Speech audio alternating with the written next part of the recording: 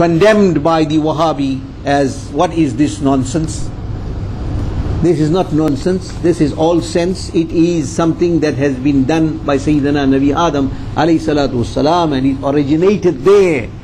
A Prophet of Allah is Sunnah of the Prophet of Allah, and many Sahaba did it. Sayyidina Abu Bakr, Afdalus Sahaba, the best of Sahaba, the most knowledgeable of Sahaba, and the most excellent of Sahaba, the Imam of the Sahaba, the leader of the Sahaba, Sayyidina Amir al-Mumineen Abu Bakr as-Siddiq radiyallahu ta'ala an, at the time of Azan, when he heard Ashhadu anna Muhammadan Rasulullah sallallahu alayhi wasallam, he kissed his thumb and placed it on his eye, and the Nabi alayhi salatu wasalam saw that.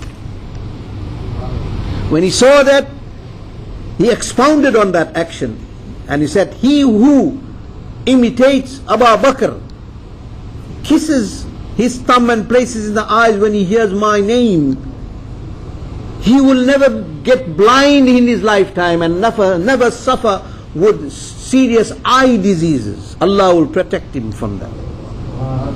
So these are all actions of love. You must understand, love has its laws, love has its demands. So don't bring in the intellect to try and gauge whether this is love or whether it is not love. Kissing, which is condemned strictly by the Wahhab, when you go for Hajj, you get upset. When you go in Masjid-e-Nabawi Shareef to visit the beloved Habib Sayyidina Moulana Rasulullah sallallahu alayhi wasallam, you go there with the mind, you can imagine how happy you are and that you have come to the presence of the Nabi sallallahu alayhi wasallam. You cannot imagine the happiness. But when you come out of the Rawza Mubarak, you are upset, which you're not supposed to be. You should be supposed to be enlightened, lifted. You're supposed to be feeling, flying in the skies, in the heavens, because you visited the Nabi sallallahu alayhi wasallam. But you come out from there disturbed, because all the thing you hear there is haram shirk, hazam shirk, haram shirk. You cannot touch anything. You're not allowed to touch anything. If you just touch anything, then they grab you, manhandle you, and that some of the people are actually put to prison. If you have to kiss any pillar or any portion of the Haram al-Sharif in Masjid al-Nabawi, and if a Wahhabi police sees you, then you're in trouble, because they regard kissing as ibadah, and they say shirk. How can kiss? What does kissing do with shirk? Shirk is associating partnerships with Allah. That is shirk. To associate partnerships with Allah is shirk. What has kissing to do with associating partnerships with Allah? What has it got to do? No relation whatsoever. Baba, if kissing is shirk, then none of us here who are married are Muslim. None of us. No Muslim who is married will be a Muslim anymore. He will all be a mushrik. Because don't you love your wife? Don't you kiss your wife?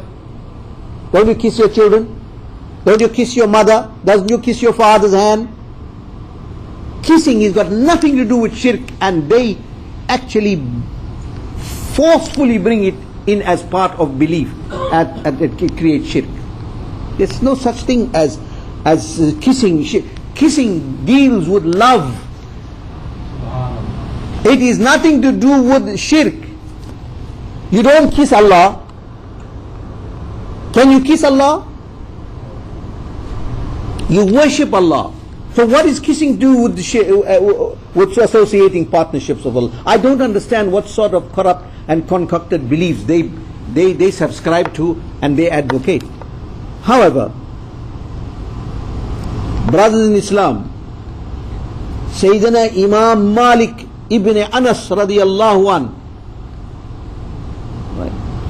who was a great Imam and the patron Imam of the Maliki Madhab, the Maliki school of jurisprudence, when he used to walk in the gullies of Medina Munawwara in the company of illustrious muhaddiseen and great ulama. You know, the people that sat in the company of Sayyidina Imam Malik radiallahu anhu were no ordinary people. There were people like Imam Shafi'i radiallahu anhu was his student. People like Imam Shafi'i were his students and his companions that used to sit around him. When the group of ulama and muhaddiseen is walking in the street of Medina Munawwara, and he came across a very old wall. Very old wall. Immediately Imam Malik went towards the wall, he touched it and he kissed it. Imagine a great Imam like Imam Malik doing this abnormal thing. The muhaddiseen asked him, what is the reason for you to do this?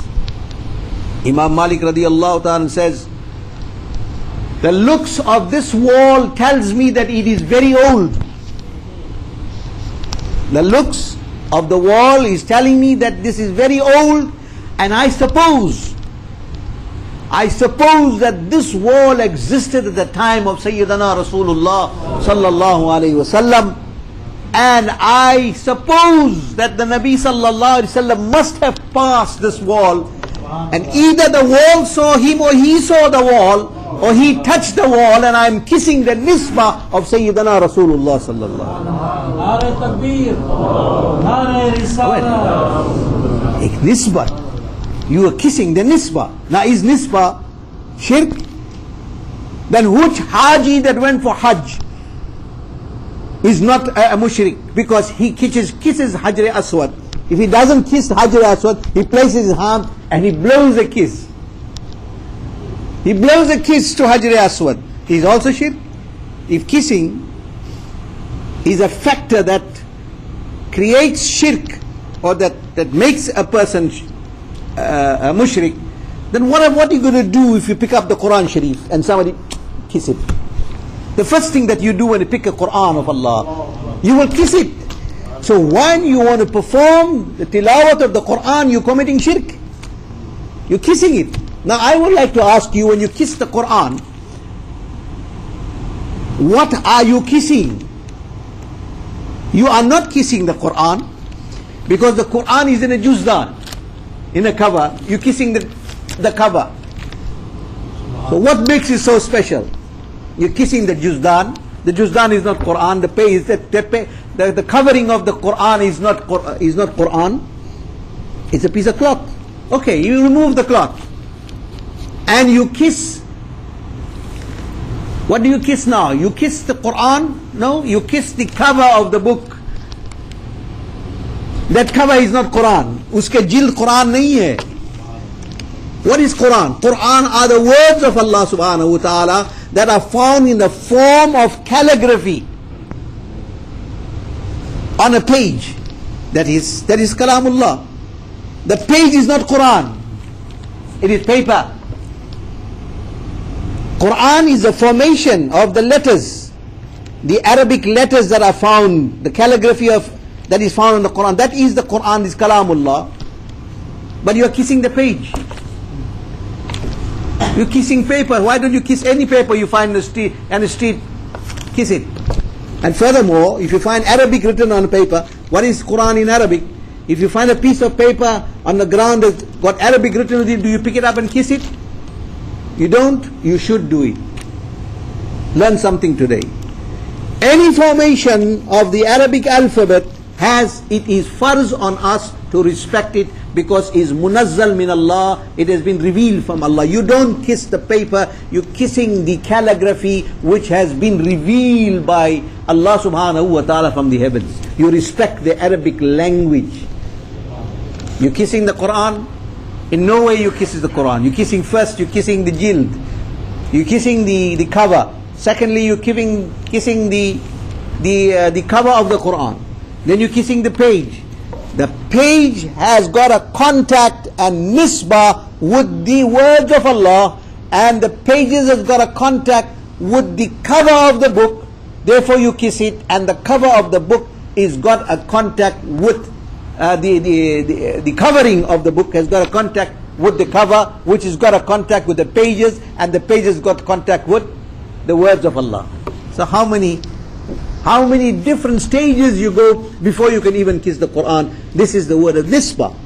So anything that is linked to the beloved Habib sallallahu alayhi wasallam, either in person or place of the Nabi alayhi salatu wasalam sat here, the demand of love and true belief is that you will respect that spot. If Nabi alayhi salatu wasalam touched a paper, that paper is worthy of respect and honor. It becomes a tabarruk.